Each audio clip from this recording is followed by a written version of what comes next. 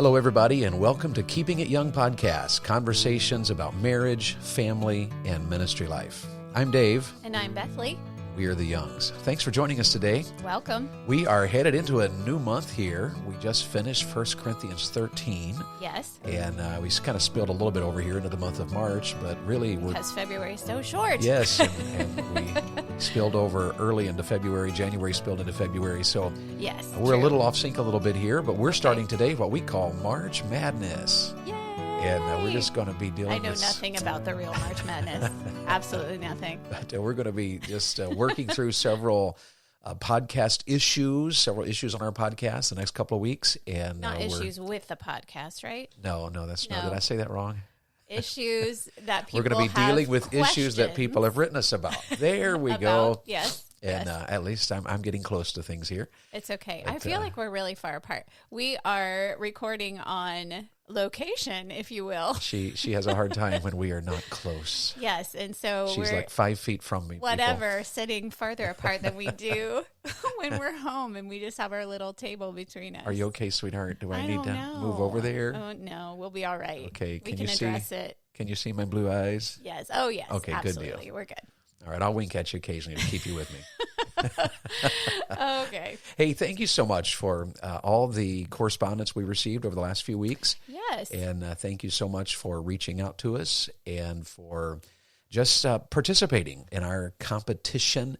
And I hope you enjoyed that as much as we did. We enjoyed reading all of your poetry, and our children enjoyed reading your poetry. And we got a couple of more here that we'll work through in just a moment and share with you. And we'll be doing that for the several coming weeks so that we can share everybody's poem, because several of you wanted your spouse to especially be recognized on the podcast. Yes, and we actually, sorry to say, got a few after the fact. We did. We recorded the podcast. We will read yours too sometime. Right after the podcast, we ended up with getting a few more. So but we're working to add those in, and thank you so much for doing that.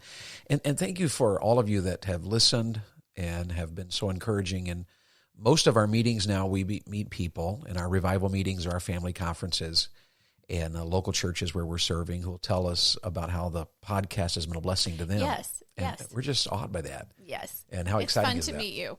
So thank you for greeting us and for liking and for sharing our podcast. Yes. And we still encourage you to reach out to us. Email us. keepingityoungpodcast.com has a contact button at the bottom of the page. Mm-hmm. And you can send an email from there. Or you can also record from the little microphone and in the lower. And you can keep those questions coming. Yeah, please do. Because even after March, we're going to try to take a podcast a month to just answer questions. As long as we are getting questions, we'll take one podcast a month just to answer your questions.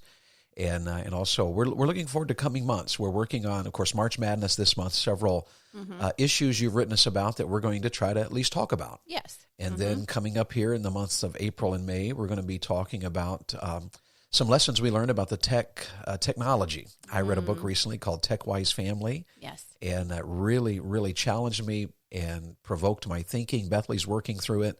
And then we're going to just share with you things that we've learned and that all of us should be aware of biblically. That we're all convicted about.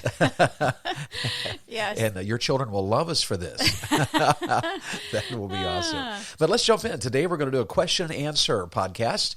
And, we're going to start with poetry. That's right. Yes, maybe we should just start with one. Yeah, okay, that'll be fine. We can do one per podcast. Choose one there. I'm just going to take the one that's laying right here on top of our pile. Let's start. Give us a poem. So this is from Angela Elliott, and she wrote it about her husband, Tad. We know the Elliots, and so this is sweet to get this from her. So, Tad, I hope you're listening. This is for you. She says, just at a young age of 16, you captured my attention as a teen. Your humor was what I first seen, and how handsome you were even as a teen. She's talking about Tad there being handsome. We married and began a family tree. I always admired your ambition to provide for our children and me. Your strong arms are even stronger than they were when you were a teen. But the way you hold me is what really gets me. We have had our ups and our valleys low, but your commitment has always showed. I appreciate all of your kisses and for taking the time to listen to all of my wishes. I thank the Lord that you are mine, my one and only Valentine. Hey, that is awesome. Well done. Really good. Yeah, I like that one. And the part about kisses and listening to wishes, that was really cool. Yeah, that's a cool line right there. That's something that all husbands should aspire to. Kissing and listening. Kisses and wishes, is that it? No, the listening part, that's the key word. Oh, kisses, giving kisses and listening to wishes. Is that what you're saying? Yes, the listening is a key word there. We can't skip over the Okay, listening part. Can't skip over that part. Maybe we should get to questions. We were at a couples retreat recently, and the pastor had put together a couples retreat booklet, and just had a ton of information. It had our notes in it and fill in the blanks and that sort of thing. But one of the lists there were for husbands. And what was that one you really, really liked? It said something about seek to give your wife everything she wants. Yes, it was 10 was things that you should always do for your wife, and one of them was seek to give her anything she wants. So my wife highlighted that one and said, this is a great idea. Okay, well, let's jump into question and answers. That wasn't from our notes, by the way. No, it wasn't, but it'll show up, I'm sure, in future notes. But here we go. Let's jump into some question answer. Just these are random as the day is long in a respect, in some senses. Right, just things that we've gotten over the last few months. Let's start with the first one there and get us going, my love. Okay, we've gotten a lot of questions about marriage books that we recommend, and specifically then after just general marriage books on intimacy in the bedroom. One of the things we've taught on the podcast several times is that Bethlie and I read books frequently. Yes. And we don't go overboard about it. Sometimes we'll start a book and we'll be like, yeah, that's just not slapping us. So we'll kind of skim read the rest of it and put it away. So we don't get bogged down in it. No. And, the whole thing about chew the meat, spit out the bones. Yeah, and none of these are inspired. Yes. They're not the word of God, but there's great value in hearing what others have to say. So yes. Let's go through the list here. We just kind of off the top of our head jotted down, this is 27 years worth of books, so we couldn't give all of them. We could not even think of all of them. But here's a few that really stood out to our yes, hearts. These would be highlights. Definitely Love and Respect by Dr. Egerich. Sure. And some people would say that one probably is a little stronger for understanding the man. Yes. And I know my wife has thought that before, that it's a little heavier on the respect side than the love side. Yes. But it's probably because they are addressing that issue in many respects. And it does need to be addressed. But it is so true. That book helps us to understand that husbands, we are to love our wives. That's her emotional need being met. Yes. And the wife is to respect her husband. That's his emotional need being met. Right. So that's a really good book. Yes. And then the book, His Needs, Her Needs. And I did not write down the author to this one. Oh, so I'll look that one up here in just a second. Top of my head either. Another couple of books that we read that really we both enjoyed are by Kimberly and Leroy Wagner. And she wrote Fierce Women, and he wrote Men Who Love Fierce Women. And if nothing else, the stories in those were worth reading. They're amazing. But girls, honestly, we were given the book at a marriage retreat, and when I first picked it up, I thought, I'm not a fierce woman. This is not going to apply to me, but I'll read it anyway because we just love to read. And I was convicted. It's very biblical, very applicable to our lives. Yeah, it was really enjoyable. And Bethlie read parts of it out loud to me, maybe all of it even, as we traveled. Right. We laughed at parts of it and thought, about other parts, and had not seen it the way they said it. So it was a very good book. And Bethlie is a fierce lady. She fiercely loves me. Oh, that's true. And that's true. Not in the feminist sort of way. There you go. There you go. And the next question, or the next book there? Well, you can expound on this one. David Jeremiah's book, Love, Marriage, and Sex. Yes, I picked that book up. I think it was in a used bookstore. And of course, I like David Jeremiah. He's easy to read. Mm-hmm. He's always very biblical and very practical and very up to date as well. Because, he's still alive and writing about the issues of our day. But that was a book about the Song of Solomon. And I just thought it was a very helpful evaluation of the relationship of a husband and a wife in biblical poetry. Mm-hmm. And I really enjoyed that book. And so I'd highly recommend it. It'll give you just a real understanding of the book of the Song of Solomon there in the wisdom books of the Bible. But it's just very good. It's very, very, very helpful. So I like that one especially. Yes, it's a good one. And then let's see here. Getting into books that are about intimacy or about the bedroom. Yes, ma'am. one of our top books that we recommend to all couples who are about to get married is Intended for Pleasure by Dr. Wheat. Yes, that's just been a great book. That was given to us actually by a friend as we were leaving on our honeymoon. Yes, we were actually walking out of the church. We always kind of chuckled about that. And so, but it was a tremendous book. I have recommended that book to every couple of which I've had the privilege of doing marriage counseling, premarital counseling. And to leading up to their wedding week. And it's just an outstanding book. Dr. Wheat's book, Intended for Pleasure. Dr. Tim LaHaye gives a lot of books as well. Yes. He has two that we have read, The Act of Marriage. Yes. And The Act of Marriage After 40. And that one has been incredibly helpful. Yes, Yeah, as we are do aging change as and we get going older. through seasons. Yes. And things happen. So any others there on the list? Actually, I just looked up His Needs, Her Needs is by Dr. Willard Harley Jr. Okay, I knew it had a Harley in there. I just couldn't remember. So, yes. So that's a good book, His We Needs, Her have Needs. several other ones. Sheet Music is a book on the bedroom by Dr. Lehman. When I first is saw my wife reading excellent. that one, I thought, wow, she's reading a book on music. And I said, why are you reading a book on music? And she said, it's actually an emphasis on the word sheets there. I was like, oh, keep reading, baby. Keep reading. Yes, I will give you a heads up that Dr. Lehman is very frank Yes, and he is. very We were a bold. little So surprised at if times. that will be offensive to you, maybe just avoid that book. But it's also just very helpful Yes. in that area. And then one of the books that I love that's written specifically to women is called Intimate Issues. It's by Lorraine Pintus and Linda Dillow. And it just covers seasons of Sure. intimacy in marriage, especially from a woman's perspective. It first of all gives you a biblical perspective of intimacy in marriage. It has a whole section on dealing with issues, whether those be hormonal issues, Sure. sin issues. And it's written primarily to ladies, isn't it? It is. But I It remember is. I read part of it, if not all of it, when we first got it.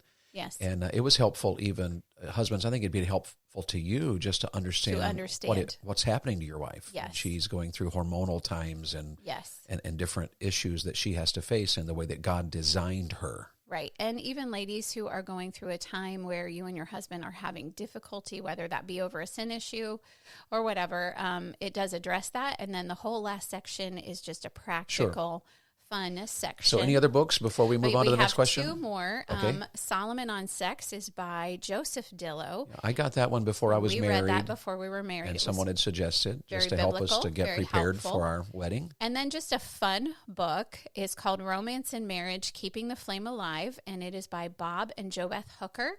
We picked it up in a bookstore in a local church somewhere. It's very quick read. Yeah. It's just fun. Simple, easy, enjoyable. Yes. And helpful at the same time. So yes. There's other books. That's not an exhaustive list at all, but we thought we'd give, for those of you that have asked that question, we'd throw that answer at you. Mm-hmm. And then here's another question that came in, and this one was a question I've received more than once, but again, just last week, a question about how can a dad connect with his sons? And in the busyness of our world and the distractions of sporting events and technology and work and demands, and I've had some dads write me who only have one son, and other dads who have multiple sons. So that's a big question about connecting with sons. And there's a variety of answers. I don't know that there's an absolute right or wrong answer, but I can give a couple of things that have helped. Family to family. And one of the things is that I learned as a dad that part of being with my son is not always necessarily scheduling a specific on-purpose event. Yes. Sometimes it's a matter of, hey, I'm going out here to work on the car. Come help me. And in the process of changing a tire with a son, there's conversation. Mm-hmm. There's also learning. There's wisdom. Yes. I've got to check the oil, so have my son help me with that. Sometimes connecting with a son is doing work together. Right. And a dad, if you've got to go run an errand, take one of your sons with you. If you got to change a tire, take a son with you. If you're checking the oil, take a son with you. If you're cutting down a tree, take a son with you. Mm-hmm. And in the process, your son is learning to be a man. And I remember my dad did that with me. My dad, I remember when I was, I was probably 11, maybe 12, Dad had me help him on the farm one day with a massive amount of work. And it was really hard. It was really hard. And yet that night I was hurting, just my muscles hurt and I was worn out. It was cold outside. We'd come in where it was warm and had dinner. And now I was feeling that exhaustion from that cold outside. Now it's warm. And my dad said to the family something like, Dave did a man's work today. And I remember that connection with my dad. Wow, Dad just called me a man. And he wouldn't have done that had he not just had me along for the work. Right.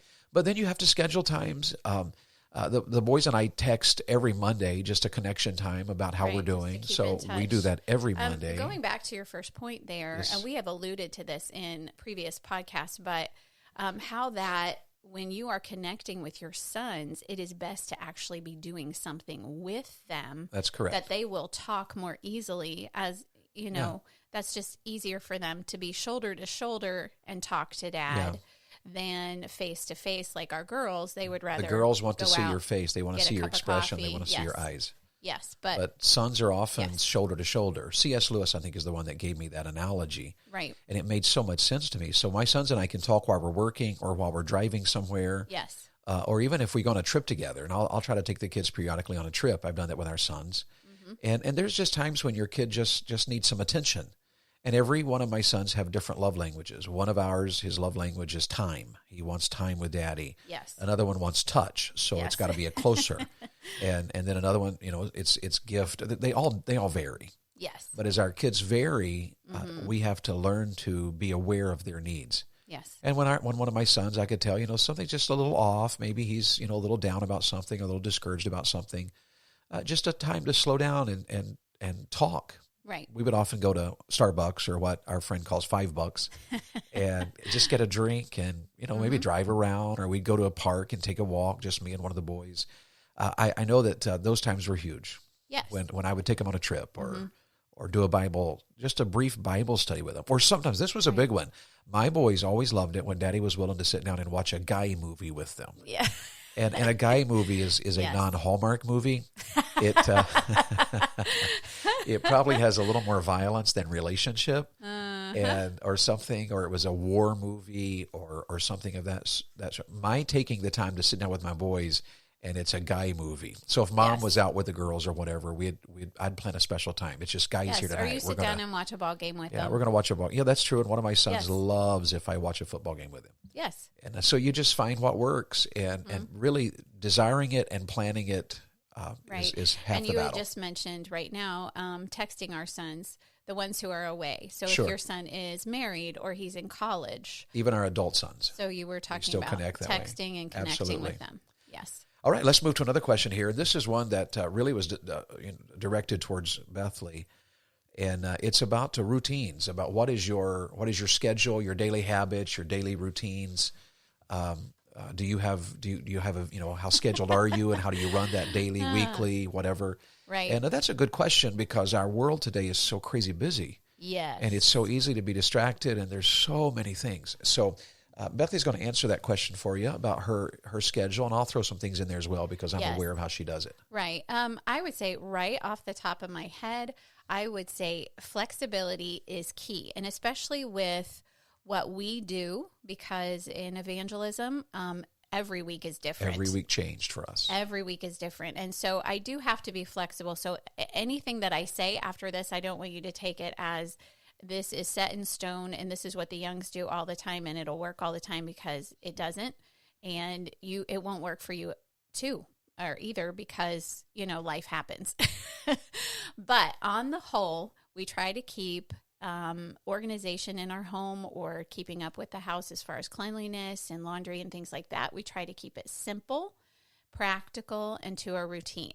Mm-hmm. So simple by meaning there's just a bare minimum that needs to be done, either on a daily basis, weekly basis, or you could say monthly or bi-yearly, things like that. But I just keep track of this should be done, just so that in a week, we're not killing ourselves to clean this house. And quite frankly, I remember as we first got married, things became routine. And then as our children came along, your routines became part of their routines. Our children know that, implement them. Like, for instance, every day our children know we do the dishes after every meal. Yes, That's just they a given. never just sit there. And we do it together. Yes. And by doing it together, it's a connect family time. Right. So we do the meal, the dishes after every meal, dry them, put them away. Right. And now there are times where we, for instance, if we need to run and record a podcast, we may say, hey, Jake and Charity, will you please do the lunch dishes? You have to do it because we've got to run. Yes. Absolutely.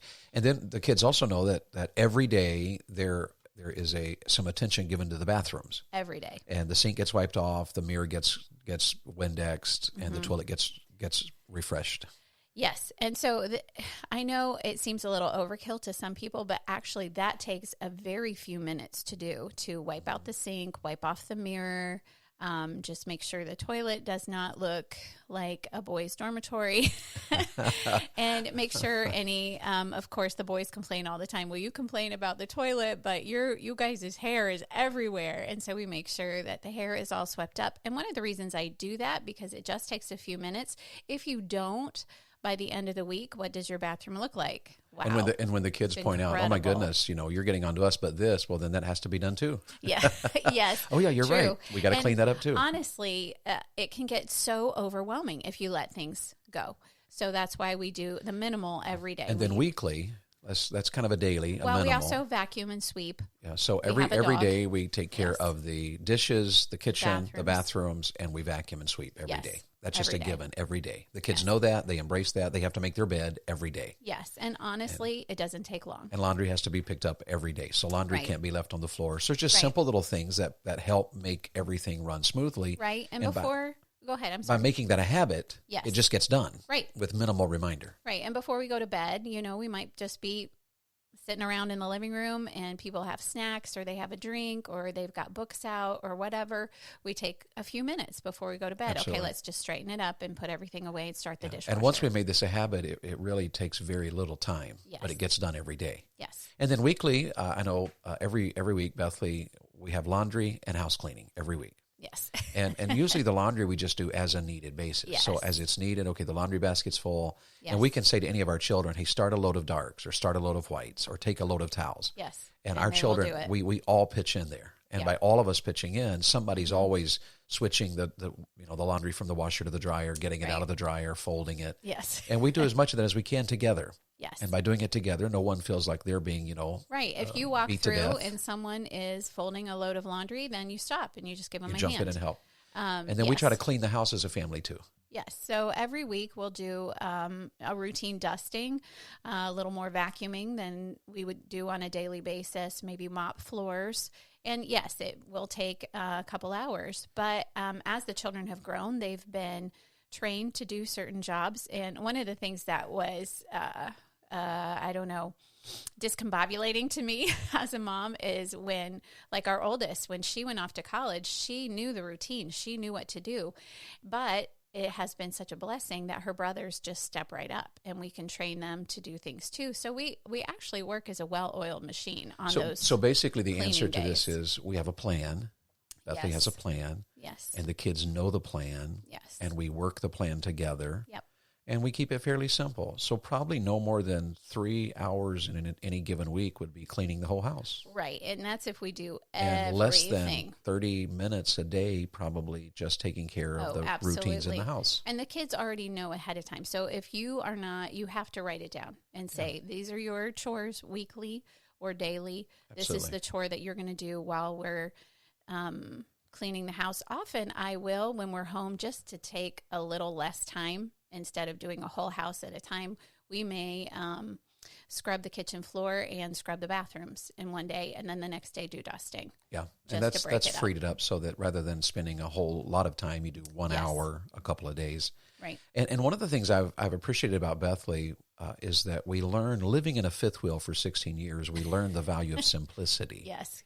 Just keep it simple. Keep and it to even when we moved into our house, one of the things I had requested and that Bethlie embraced was, let's keep the house simple. So we have it beautifully decorated.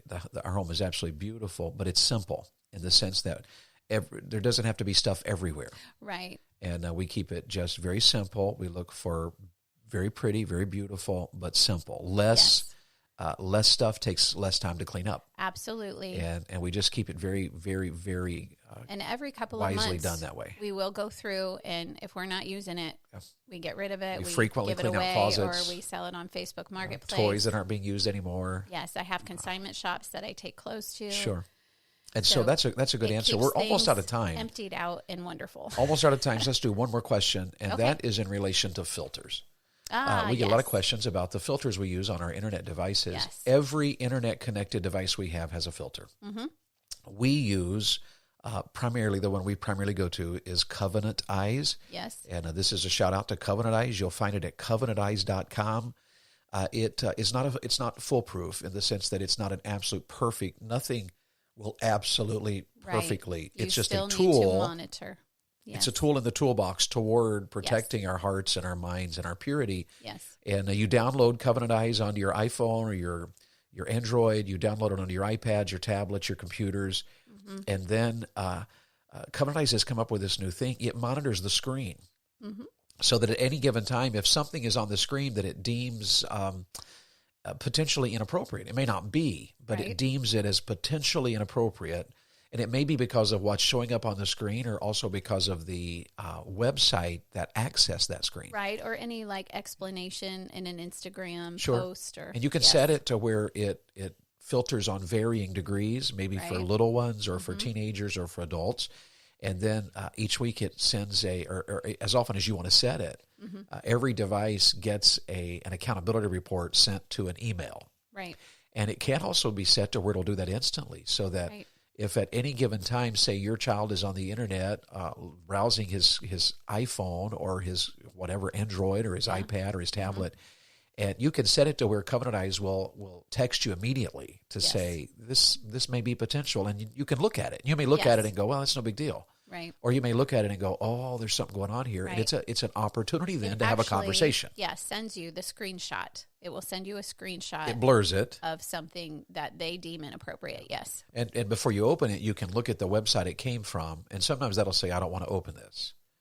But it'll often be, I'm not sure what that is. And then you look at it and you go, oh, that's nothing. Right. Or it may that's a little, not necessarily the worst thing in the world, but maybe we ought to check into that. Right. So we use covenanteyes.com. We did add to our home a router that's called Clean Router. Mm-hmm. And it does just another level of everything then connected to the Wi-Fi in our house is protected by the limits we put on Clean Router. Right. In the And would the you website. Find that at a website too, Clean Router? Clean Router. It's not as been as easily to use as I preferred.